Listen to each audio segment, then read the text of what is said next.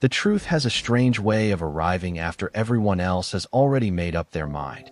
Charlotte Hayes opened her eyes to the soft aroma of freshly brewed coffee and warm maple syrup drifting through a room she had never seen before.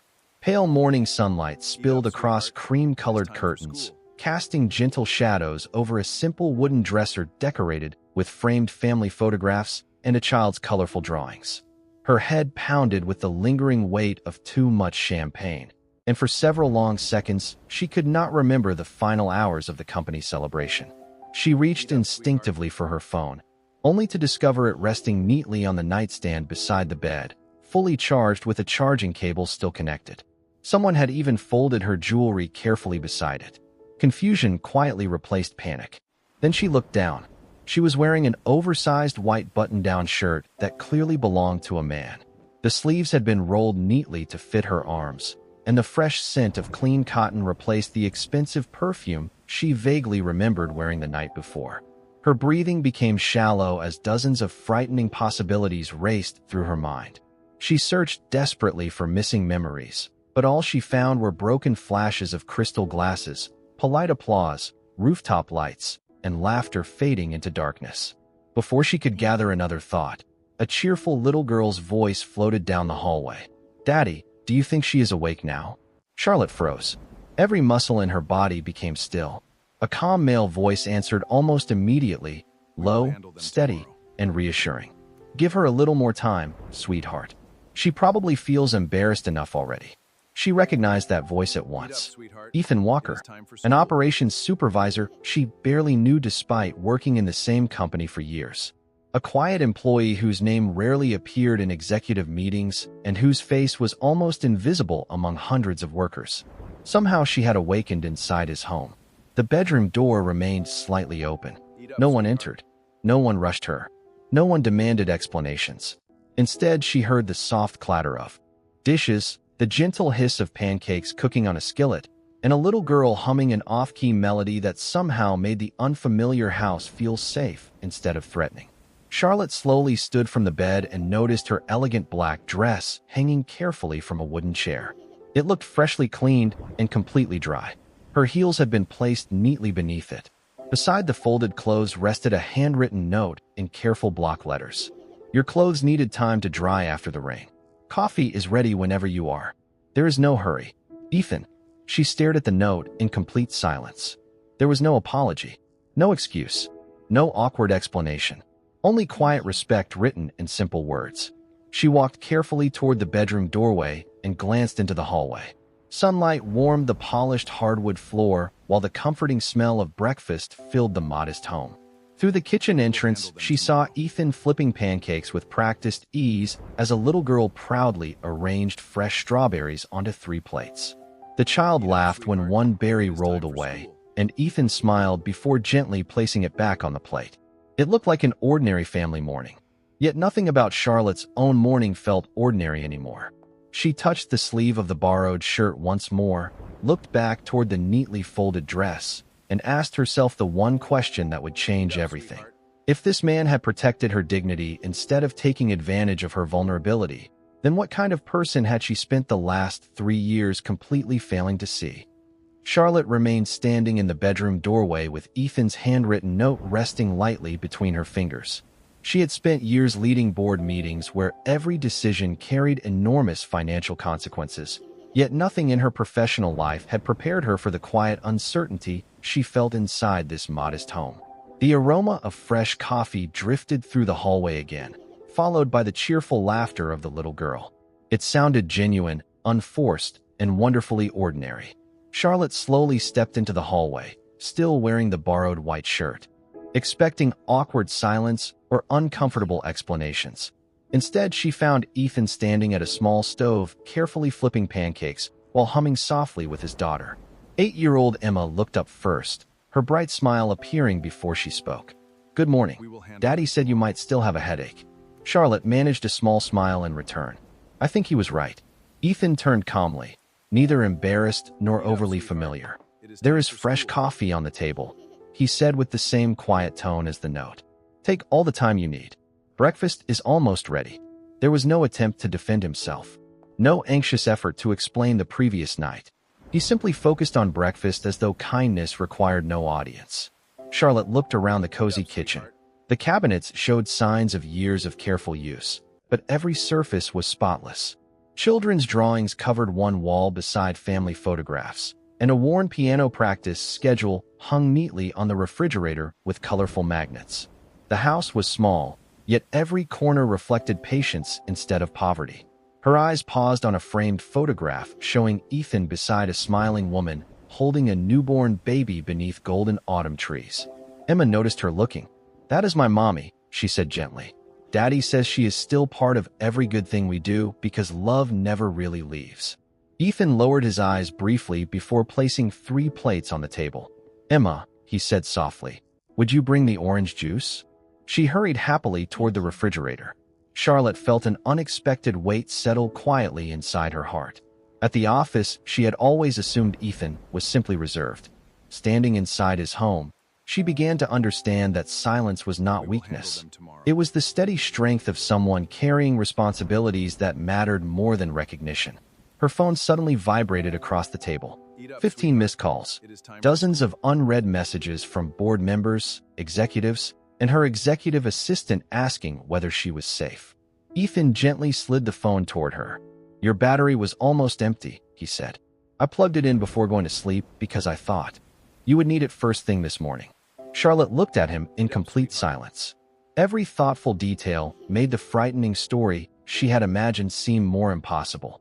Before she could ask another question, Emma walked back into the kitchen carrying a neatly folded black dress resting across both arms. "Daddy stayed up until everything was dry," she said proudly. "He even polished your shoes because the rain made them messy." Charlotte accepted the dress carefully, noticing that every wrinkle had disappeared. She looked from the folded clothes to the borrowed shirt she was wearing, then back to Ethan, who simply poured another cup of coffee without expecting praise. For the first time in many years, Charlotte met someone who seemed completely uninterested in what he could gain from another person's vulnerability. And that realization unsettled her far more deeply than waking up inside a stranger's home ever could. Charlotte thanked Ethan quietly before changing back into her freshly pressed dress. She folded the borrowed white shirt with the same care he had shown her belongings and placed it neatly on the kitchen table before slipping on her polished heels. Emma smiled and waved enthusiastically as Charlotte reached the front door. "I hope your headache feels better," the little girl said. Charlotte managed a grateful smile. "Thank you, Emma. And thank you for being so kind." Ethan opened the front door without saying much. "Your driver should be here in a few minutes," he said calmly. "I called again after breakfast, and this time he answered." Charlotte nodded, unsure how to respond. She had expected awkward explanations or uncomfortable conversations. Instead, she was leaving a home where respect had quietly replaced every fear she had imagined. Outside, the morning air felt cool and fresh after the overnight rain. Birds filled the neighborhood with cheerful songs while sunlight sparkled across puddles left on the quiet suburban street. A black executive sedan slowly pulled into the driveway. Her driver stepped out immediately, relief spreading across his face. "Miss Hayes, I am so sorry. My phone died in the parking garage last night. I searched everywhere this morning." Charlotte looked at him for a long moment before answering softly. "I know." She glanced back toward the front porch. Ethan stood beside Emma, one hand resting gently on his daughter's shoulder. Thank you. Neither of them expected recognition. Neither asked for an explanation. They simply watched her leave with quiet dignity that somehow carried more weight than any speech she had ever heard. During the drive downtown, Charlotte leaned against the leather seat as her phone continued vibrating with messages from executives, board members, and investors. Her executive assistant had left 3 voice messages. The board chairman had called twice. Several department heads were asking whether the morning strategy meeting should be postponed. She answered only one message. "I am safe. I will be at the office shortly." She said nothing else. As the skyline appeared beyond the windshield, fragments of the previous evening slowly returned. The company celebration, the rooftop lights, glasses raised in celebration, music echoing across the terrace. Then another memory surfaced. Ethan's voice asking quietly whether she could stand. Another fragment followed. Cold rain falling as someone carefully placed a jacket across her shoulders. Nothing more. By the time the car entered the underground parking garage, Charlotte felt less certain about what she remembered than what she had witnessed that morning. She stepped into the executive elevator surrounded by polished steel walls reflecting her thoughtful expression. When the doors opened onto the top floor, conversations immediately stopped. Senior executives gathered near the reception desk turned toward her with visible relief. "Charlotte, thank goodness you are all right," one vice president said quickly. Another executive added, "We were extremely worried after losing track of you last night." Charlotte acknowledged them politely before asking a question that caught everyone completely off guard. "Where is Ethan Walker?" The group exchanged puzzled looks. One manager finally answered, "Probably downstairs in operations. He always arrives before everyone else." Charlotte looked toward the button panel. Inside the elevator for only a second. Instead of returning to her corner office on the executive floor, she pressed the button leading to operations, unable to explain why the quietest man in the company had suddenly become the one person she needed to see before anyone else. The elevator doors opened onto the operations floor, and Charlotte immediately noticed how different it felt from the polished executive offices several stories above. There were no marble reception desks or private conference rooms with city views. Instead, she heard the steady rhythm of keyboards, printers, forklifts in the distant warehouse, and co-workers greeting one another by name. The department felt busy without feeling rushed, as though everyone understood exactly why their work mattered. Charlotte stepped quietly into the hallway, hoping not to interrupt anyone. Almost immediately, she spotted Ethan near a loading schedule displayed on a large monitor. He was helping a new employee understand inventory procedures, speaking with the same calm patience she had heard that morning across his kitchen. The younger employee apologized repeatedly after making a mistake on the shipment report. Ethan simply smiled and pointed to the screen. "Everyone makes a first mistake," he said gently. "The important thing is learning before the second one." The nervous employee relaxed almost instantly. Charlotte remained unnoticed behind a glass office wall, surprised by how naturally people seemed to trust him. A few moments later, another worker approached carrying 2 heavy storage boxes. Before the man could ask for assistance, Ethan stepped forward, lifted one of the boxes, and carried it with him across the warehouse floor. Neither man spoke very much. They did not need to. Their quiet teamwork looked practiced, almost effortless. Charlotte had spent years believing leadership happened inside conference rooms.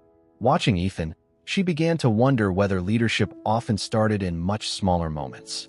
As Ethan returned toward his desk, an elderly maintenance technician stopped him beside a broken supply cart. One will refuse to turn properly. Rather than calling someone else, Ethan knelt beside the cart, examined the loose bracket for less than a minute, tightened it with a small wrench from his toolbox, and gently pushed the cart forward. It rolled smoothly again. The technician laughed with relief. "You saved me another repair request." Ethan shrugged with an easy smile. Sometimes little problems only need someone willing to slow down. Charlotte quietly lowered her eyes. That sentence somehow described much more than a shopping cart. Before she could leave, another conversation caught her attention.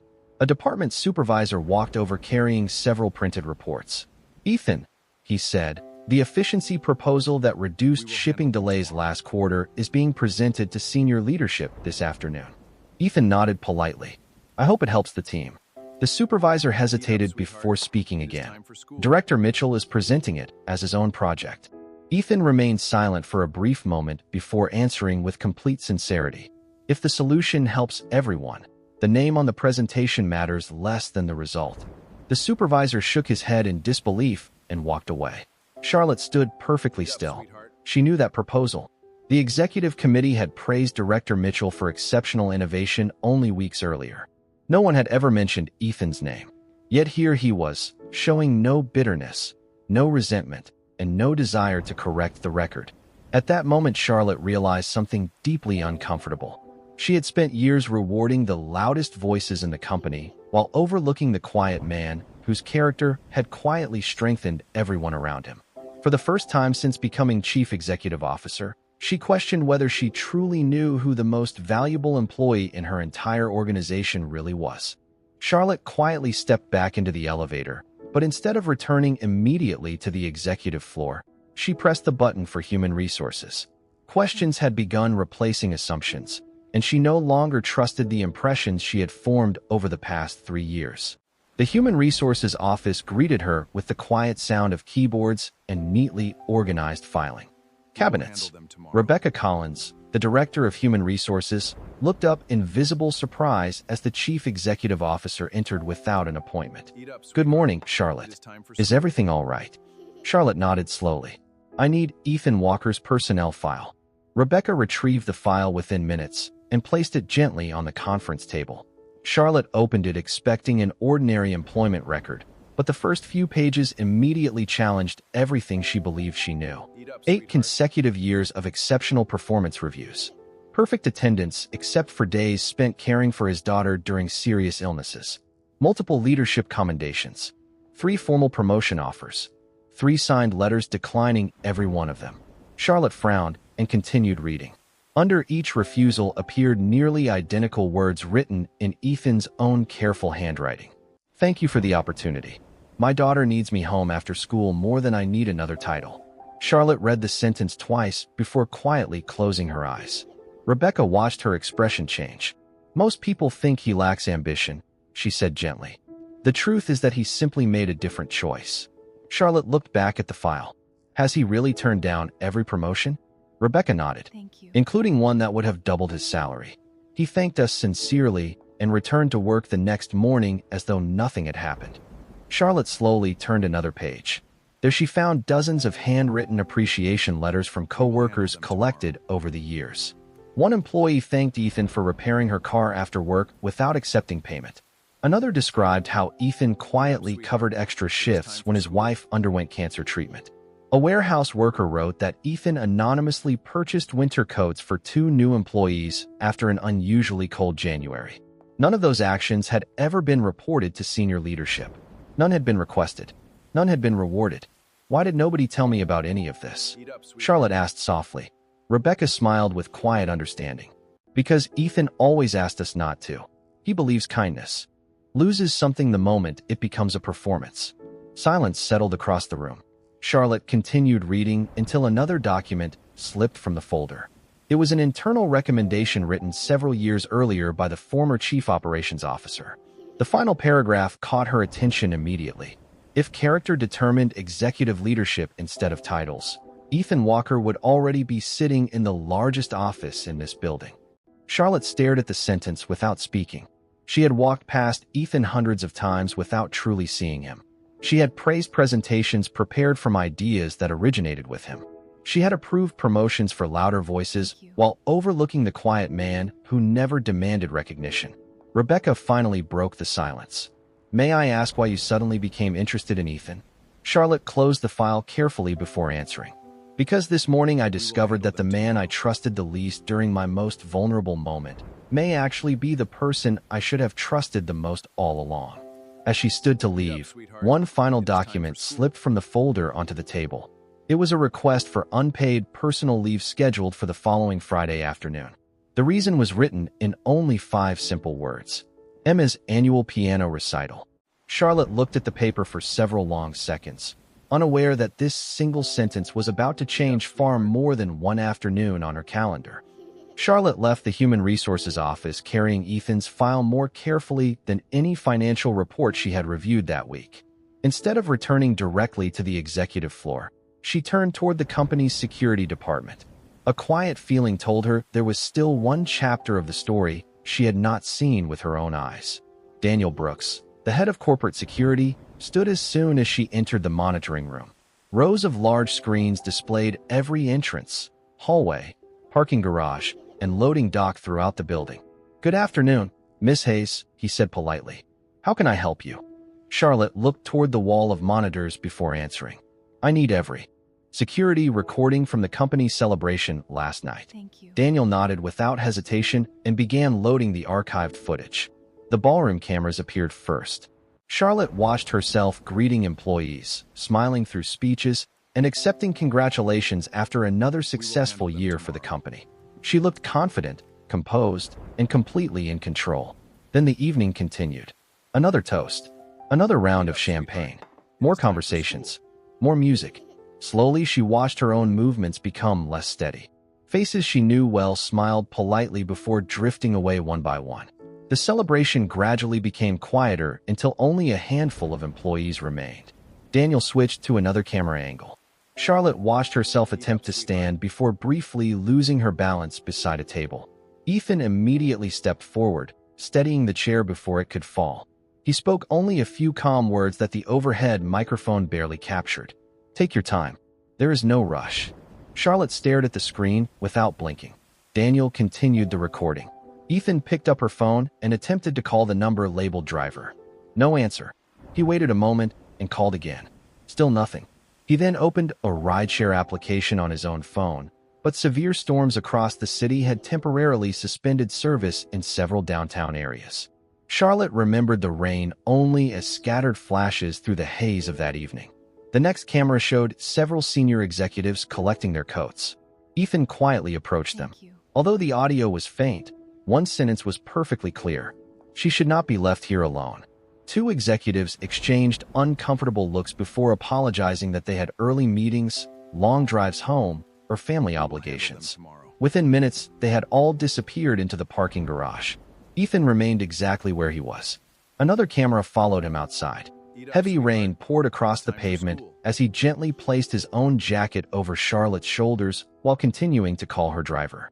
When no answer came, he helped her toward his pickup truck with slow, respectful patience, keeping a careful distance whenever she regained enough balance to walk on her own. The final recording came from a small security camera mounted near Ethan's front porch. Emma opened the front door carrying a stack of clean towels almost before her father reached the steps. The microphone captured Ethan's calm voice as clearly as though he were standing beside Charlotte now. "She is our guest tonight, sweetheart.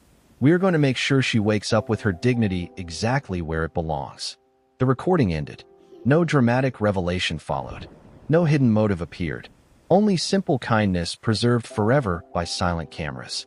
Charlotte lowered her eyes, realizing that while everyone else had been celebrating success the night before, the quietest man in the company had been protecting something far more valuable than her reputation. He had protected her trust without ever expecting her to know his name. Charlotte walked out of the security office carrying no documents, yet she felt as though the weight of the entire building rested quietly on her shoulders. The recordings had answered every question she had been afraid to ask. Ethan had never crossed a boundary. He had never taken advantage of a moment of weakness. Instead, he had guarded her reputation with the same care he showed his own daughter every single day. As she crossed the executive hallway, polished marble floors reflected the afternoon sunlight pouring through the tall windows. But for the first time, she barely noticed the luxurious surroundings she had once considered symbols of success. Her thoughts remained inside a modest kitchen where a little girl proudly served pancakes, and a father quietly believed that another person's dignity mattered more than his own comfort. The following morning, Charlotte arrived at the office almost an hour earlier than usual. The lobby was nearly empty except for the housekeeping staff polishing glass doors and a security officer greeting the first employees arriving for work. As she stepped through the entrance, she noticed Ethan holding the door open for an elderly delivery driver struggling with several heavy boxes. Before the man could even ask, Ethan lifted one carton onto his shoulder and carried it all the way to the receiving area. The driver thanked him repeatedly.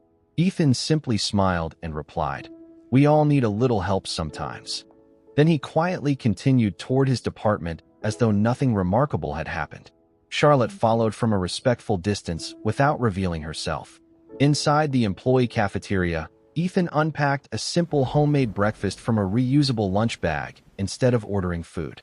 A neatly folded napkin wrapped around a sandwich, fresh apple slices rested inside a small container, and tucked beneath everything was a handwritten note decorated with tiny colorful stars.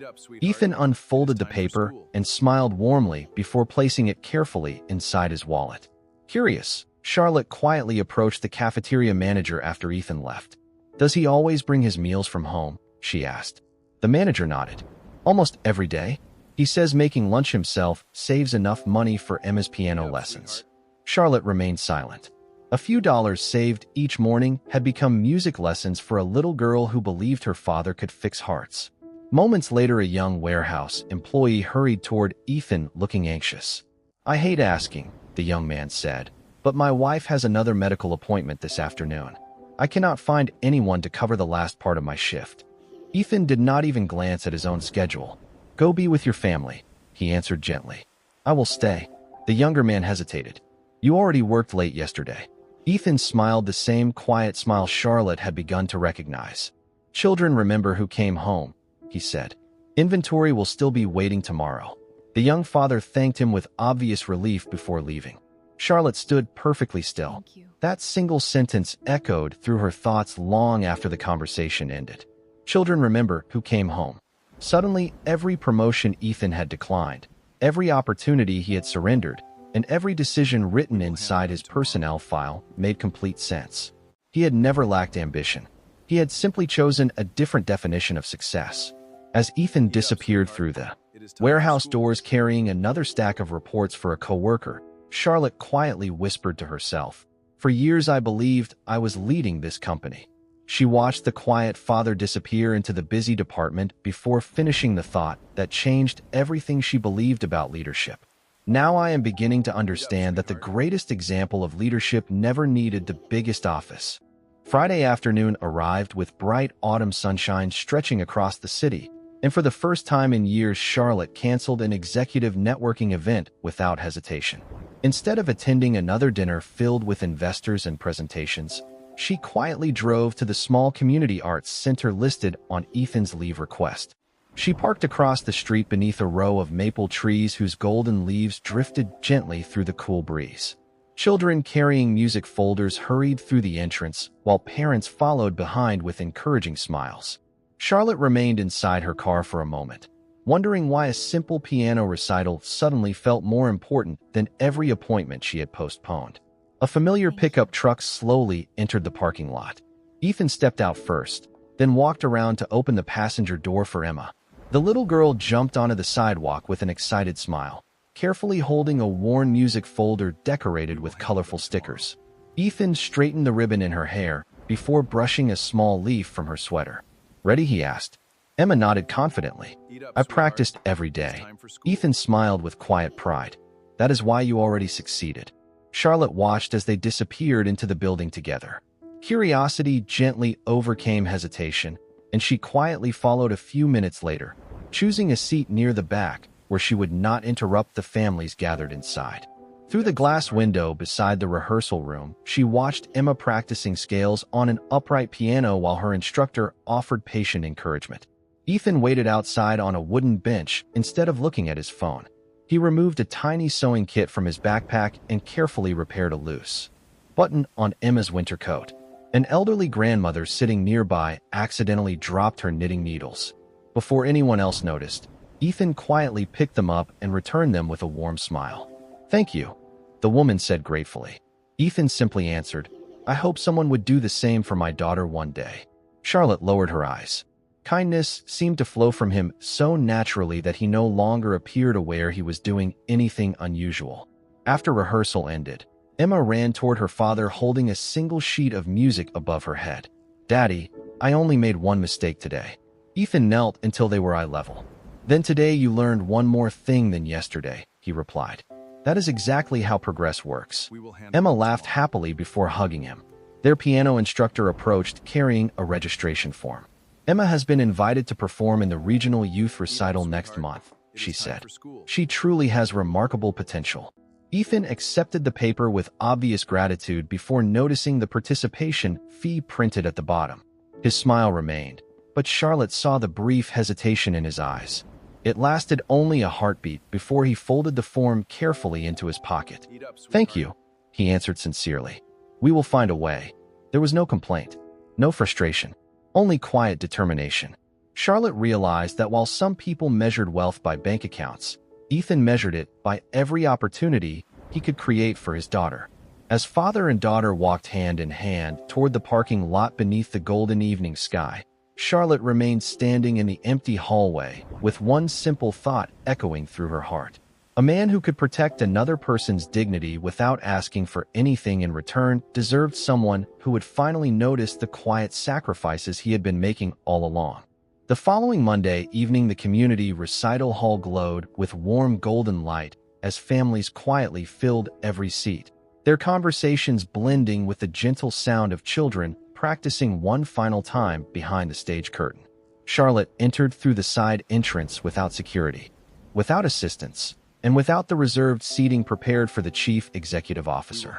She chose an ordinary chair halfway back among parents and grandparents because tonight she wanted to witness something as another person, not as the leader of a corporation. A few rows ahead, Ethan sat beside Emma with the same calm smile he carried everywhere else. Before Emma walked backstage, she hugged her father tightly. "Thank you for believing in me," she whispered. Ethan gently tucked a loose strand of hair behind her ear. "You already had everything you needed," he replied. "The music was always inside you." Emma smiled brightly before joining the other young performers. Moments later, the stage lights slowly brightened. Emma walked confidently to the grand piano wearing a simple blue dress, took a careful breath, and placed her hands on the keys. The first notes floated gently through the hall, filling every quiet corner with warmth instead of perfection. Charlotte listened without thinking about quarterly reports, shareholder meetings, or business strategies. She simply listened. Every melody seemed to carry the patience of a father who had chosen bedtime stories over promotions, homemade lunches over expensive restaurants, and love over recognition. When the final note faded into silence, the audience rose together in heartfelt applause. Ethan clapped with the same quiet pride that had become part of everything he did. Emma hurried from the stage and wrapped both arms around him before noticing Charlotte standing nearby. "You came," Emma said with delighted surprise. Charlotte smiled warmly. "I would not have missed it." She reached into a carefully folded gift bag she had been carrying since that unforgettable morning and removed the freshly pressed white button-down shirt Ethan had loaned her.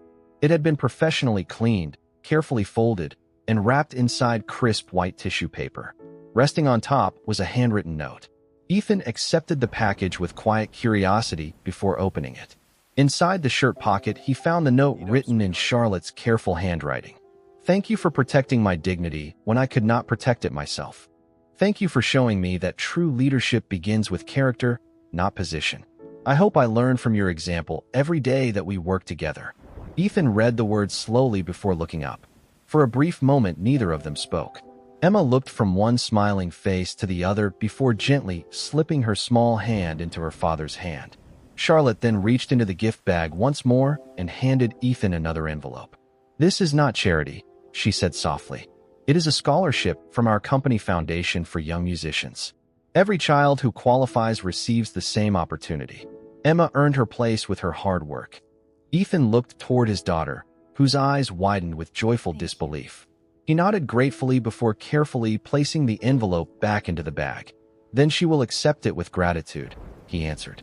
As families slowly left the recital hall beneath the warm evening sky, Charlotte, Ethan, and Emma walked together toward the parking lot in peaceful silence. No grand promises were spoken. No dramatic declarations were needed. Sometimes the strongest bonds begin with one ordinary act of kindness, one borrowed white shirt, and one person choosing to protect another's dignity when nobody else was watching. In that quiet walk beneath the fading sunset, Charlotte finally understood that the greatest success any person could ever achieve was not building an extraordinary career, but becoming the kind of human being another family would always be grateful to have beside them.